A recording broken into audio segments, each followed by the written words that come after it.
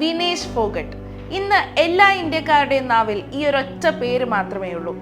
വലിച്ച് താഴെയിടാൻ ശ്രമിച്ചവരുടെ നെഞ്ചിൽ ചവിട്ടി തലയുയർത്തി നിന്ന പെൺപുലി. പാരീസ് ഒളിമ്പിക്സിൽ 50 കിലോഗ്രാം ഫ്രീ സ്റ്റൈൽ ഗുസ്തിയിൽ ഫൈനൽ നഷ്ടമായെങ്കിലും അവിടം വരെ എത്തിപ്പെടാൻ അവൾ അനുഭവിച്ച യാതനകളുടെയും നടത്തിയ പോരാട്ടങ്ങളുടെയും യാത്ര ഓരോ ഇന്ത്യക്കാരനും എന്നും ഓർത്തിരിക്കുമെന്നുള്ളതിൽ ഒരു സംശയവുമില്ല.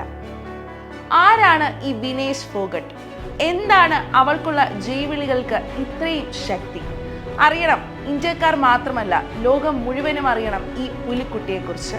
BJP MPയും ദേശീയ ഗുസ്തി ഫെഡറേഷൻ അധ്യക്ഷനുമായ ബ്രിജ് ഭൂഷണിനെതിരെ ലൈംഗികാരോപണ കേസ് കൊടുത്തെടുത്ത് നിന്നുമാണ് വിനേഷിന്റെ പോരാട്ടത്തിന്റെ കഥ തുടങ്ങുന്നത്. സാക്ഷി മാലിക്, ബജ്രംഗ് പുനിയ അടക്കമുള്ളവർ അന്ന് ആ പോരാട്ടത്തിന്റെ ഭാഗമായിരുന്നു. പലപ്പോഴായി പല വനിതാ ഗുസ്തി താരങ്ങളോടും ബ്രിജ് ഭൂഷൺ മോശമായി പെരുമാറി എന്നായിരുന്നു പരാതി.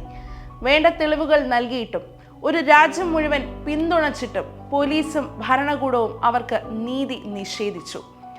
ജന്തർ മന്ദറിലേക്ക് അവർ നടത്തിയ സമരഗാഥ, നീതിക്ക് വേണ്ടിയുള്ള അവരുടെ ശബ്ദം, ഒടുവിൽ ഇന്ത്യൻ ജനാധിപത്യത്തിന്റെ ശ്രീകോവിലായ പാർലമെന്റ് മന്ദിരം ഉദ്ഘാടനം ചെയ്ത അതേ ദിവസം സമരം ചെയ്ത താരങ്ങളെയെല്ലാം പൊതുനിരത്തിലൂടെ വലിച്ചിഴച്ച കാഴ്ച. ഇതിനെല്ലാം ഇന്ത്യക്കാർ സാക്ഷ്യം വഹിച്ചു. ഞങ്ങൾ തോറ്റു, ഞങ്ങളെ ചേർത്തു പിടിച്ചവർക്ക് നന്ദി. ഇന്ത്യയുടെ അഭിമാന താരം സാക്ഷി മാലിക് പറഞ്ഞ ഈ വാക്കുകൾ കേട്ട് രാജ്യമന്ന് തലകുനിച്ചു. ഖേൽ രത്നയും അർജുന അവാർഡും വിനേഷ് ഡൽഹിയിലെ കർത്തവ്യ പഥിലെ ബാരിക്കേഡിന് മുന്നിൽ വെച്ച് മടങ്ങിയപ്പോഴും ബജ്രംഗ് പുനിയ പത്മശ്രീ മടക്കി നൽകിയപ്പോഴും സാക്ഷി മാലിക് ഗുസ്തിയിൽ നിന്ന് വിരമിക്കൽ പ്രഖ്യാപിച്ചപ്പോഴും അതെല്ലാം കണ്ടു നിൽക്കുകയല്ലാതെ മറിച്ചൊന്നും ചെയ്യാൻ നമുക്ക് ആർക്കും കഴിഞ്ഞില്ല. മുൻ സുപ്രീം കോടതി ജഡ്ജി അന്ന് പറഞ്ഞതുപോലെ നീതിക്ക് വേണ്ടിയുള്ള കാത്തിരിപ്പിൽ ഇരകൾ വീണ്ടും ഇരകളാക്കപ്പെടുകയായിരുന്നുവെന്ന്. എന്നാൽ വിനേഷിനൊപ്പം നിന്ന ഓരോ ഇന്ത്യൻ പൗരനും ഇന്ന് തിരിച്ചടിച്ചു.